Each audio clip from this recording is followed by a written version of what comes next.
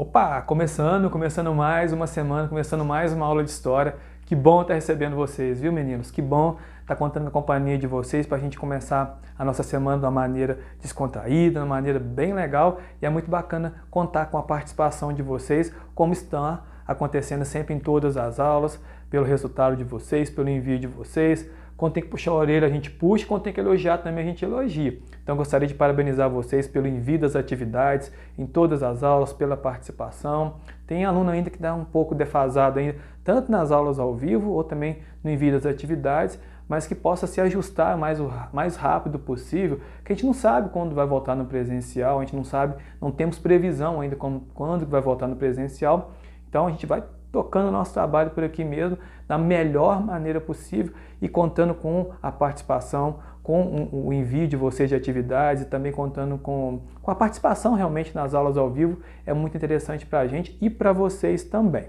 Mas para a gente começar a nossa semana, a gente começa com a hora da notícia boa, é claro. É a hora que a gente vai compartilhar aí com os amigos de vocês das outras turmas ou até mesmo da sua sala de aula, alguma notícia que vocês me enviaram que se transformou então e viralizou então numa notícia boa. Então, para a gente começar a nossa hora da notícia boa, vamos rodar a nossa vinheta.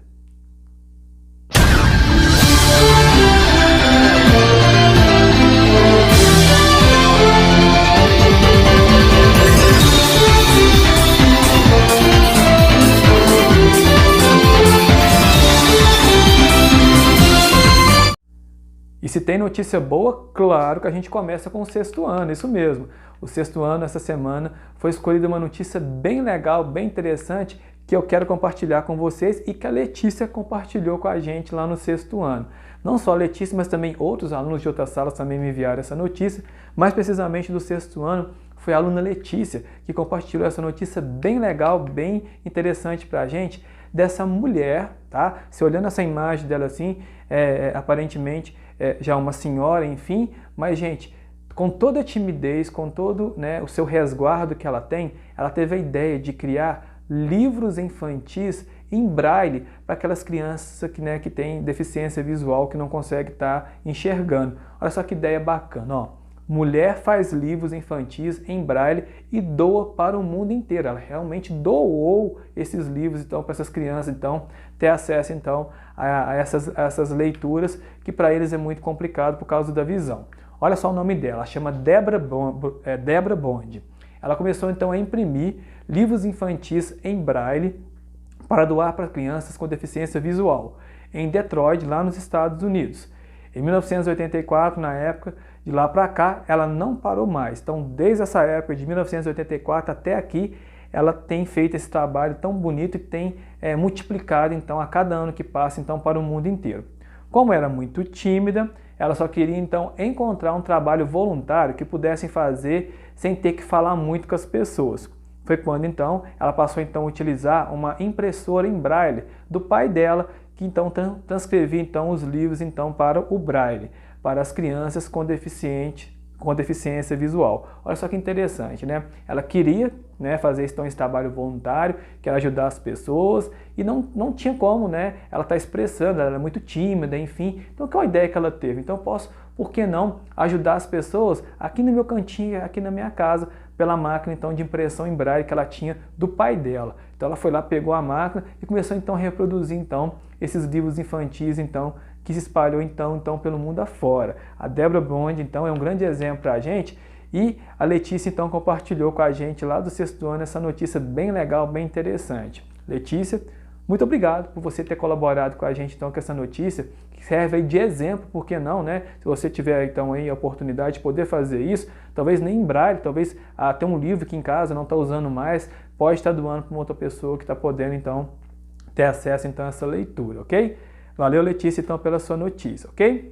Vamos para o sétimo ano, vamos lá saber então quem trouxe para a gente essa notícia? Essa semana foi a aluna Elisa. A Elisa compartilhou com a gente essa notícia que eu achei bem legal também e nós vamos compartilhar aqui. Que foi essa enfermeira, A gente está vendo que a vacinação está acontecendo geralmente para os mais velhos, mais idosos, então caindo então a idade. Começou então com 90, aí foi caindo agora para 80, enfim. Essa enfermeira, gente, para vacinar esses idosos, olha só o que ela fez. ela atravessou o rio para vacinar idosa lá na Paraíba, porque o acesso para a idosa chegar até o posto de vacinação era mais complicado. Então ela atravessou o rio e foi até essa idosa então vacinar. Olha só que interessante, olha lá. Uma enfermeira viralizou nas redes sociais após atravessar um rio para conseguir vacinar uma idosa em São José dos Espanhais. O caso aconteceu então na última quinta-feira, quando o serviço de imunização da cidade realizava então vacinação em idosos. Em um vídeo compartilhado na internet, a profissional então atravessava o rio com o equipamento necessário para a imunização, que era a caixa de isopor, que é a temperatura que a vacina tem que ficar. Em entrevista ao G1, a enfermeira então Maiane Brito contou que tomou uma atitude após ver a dificuldade de locomoção até o bairro onde a moradora então estava, a idosa estava, e ela lembra que ainda precisou de uma carona de moto para conseguir imunizar então a idosa, que seria então a última a ser vacinada então do dia. Então, para a gente viralizar, para a gente entender um pouco melhor, eu separei então o vídeo, a reportagem que a Elisa compartilhou com a gente, do momento que a enfermeira foi até a idosa, atravessando então um rio para estar vacinando ela. Olha só que gesto bacana, então a gente vai poder acompanhar então como que foi esse momento então, nessa reportagem então que eu separei para vocês. Vão acompanhar comigo que eu também vou acompanhar daqui, vamos ver. Nessa história, uma enfermeira lá do sertão do estado não contou conversa não, atravessou um rio a pé para vacinar uma idosa que mora na zona rural do município de São José de Espinharas. Essa heroína é a Maiane Brito, que participa da equipe de vacinação. Ela falou para a gente o que sentiu na hora de fazer esse ato de amor ao próximo. Eu tenho recebido muitas mensagens de encorajamento e elogios e ouviu falar da satisfação que eu tive de vacinar essa senhora do outro lado do rio. A satisfação é imensa em saber que você está ajudando uma pessoa que não tinha como ela atravessar o rio para ser vacinada. É trabalhar, é prestar uma assistência da mesma forma que a gente gostaria de ser prestada para a gente. Eu fico pensando, eu atravessei esse rio para poder vacinar essa senhorinha e quando eu cheguei em casa nesse mesmo dia, eu me vi pensando, se fosse a minha mãe, que infelizmente não está aqui mais hoje comigo, que vai fazer 5 meses que ela faleceu, mas eu gostaria que um profissional de saúde atravessasse o rio para poder vaciná-la também. Maiane.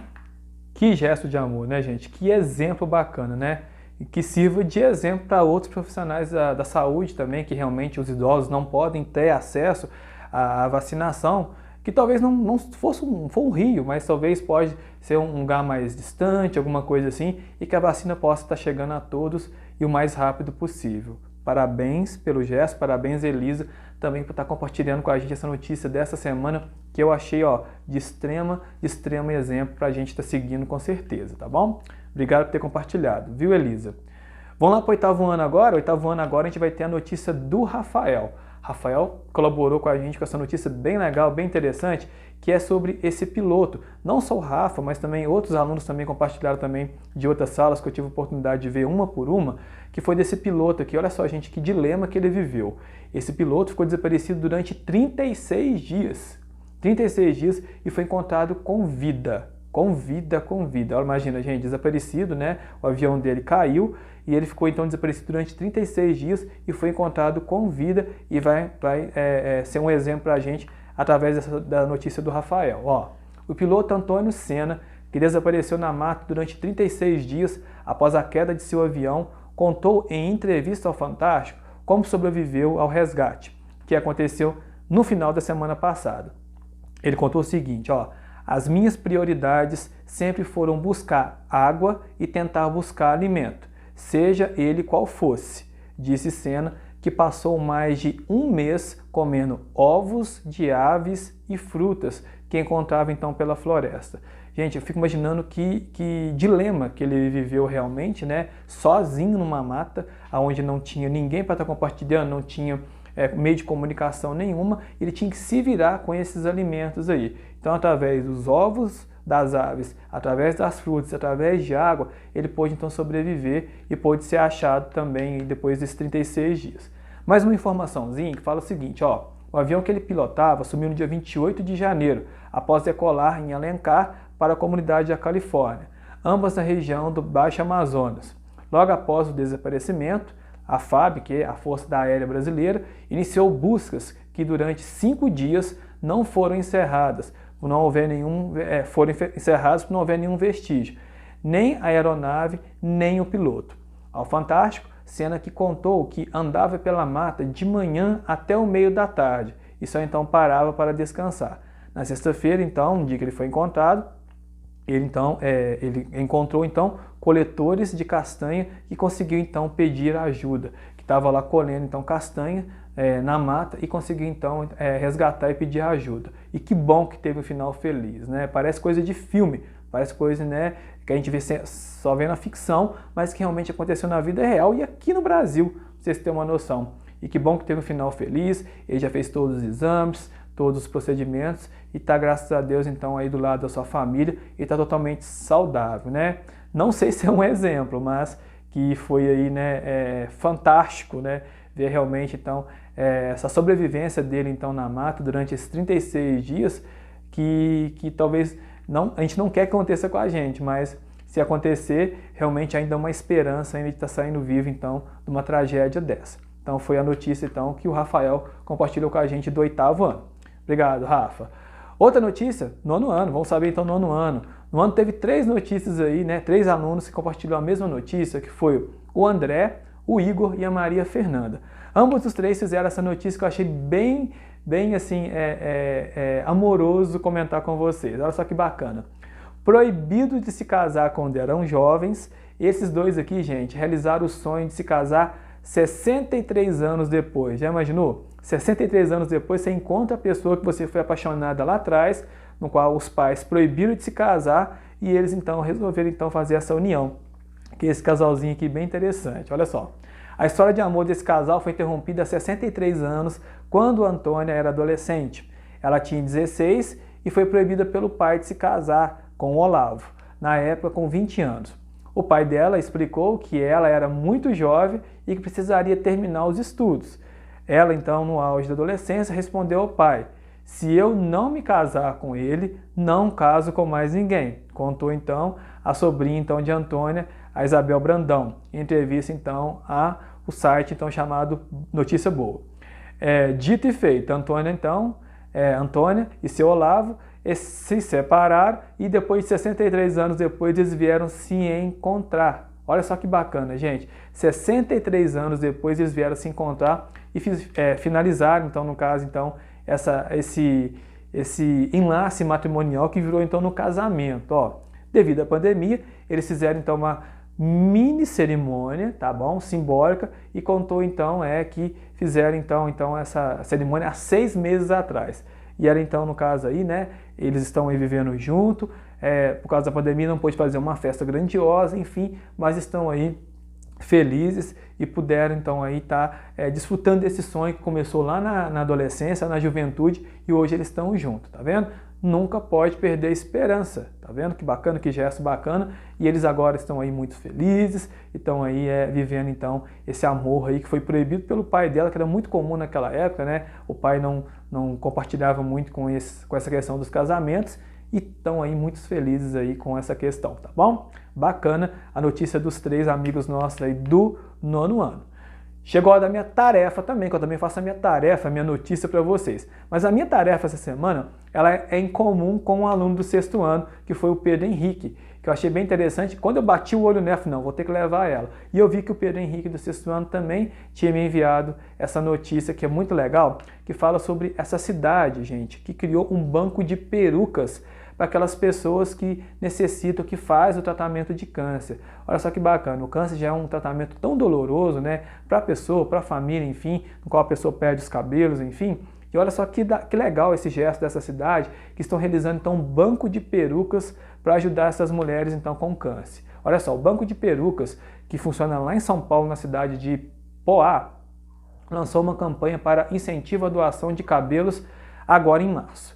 Eles atendem mulheres de toda a região e levam um pouco de autoestima para elas, que enfrentam então a conhecida batalha então contra o câncer. A campanha ganhou um apoio da prefeitura, que disponibilizou um ponto de entrega então na Secretaria da Mulher. Então, a mulher que deseja fazer o corte de cabelo para doar, vai lá, doa nesse banco então de cabelos, que serão transformados então em perucas para essas pessoas então que fazem o tratamento de câncer. Olha só que legal.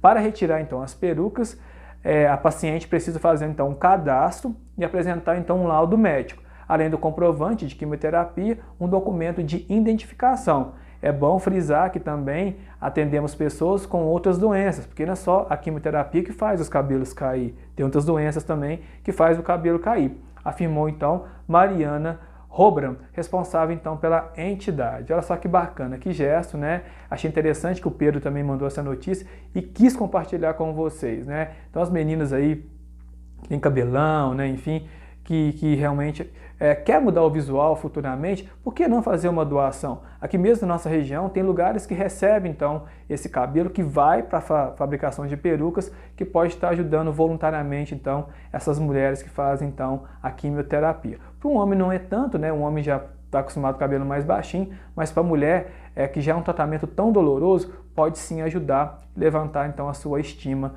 no tratamento contra o câncer. Então, foi essa notícia que eu e o Pedro Henrique do 6º ano quis compartilhar com vocês aí, tá bom?